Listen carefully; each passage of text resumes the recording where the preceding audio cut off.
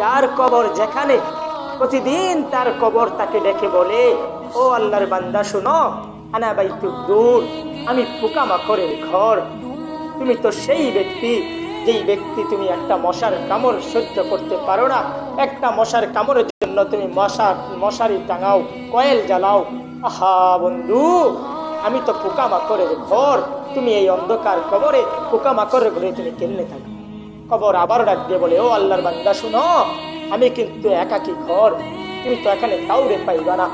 আবার ডাক দিয়ে বলে, আমি অপরিচিত ঘর, এখানে তুমি কিছুই চিনবা না, মাটি ছাড়া কিছুই চিনবা না।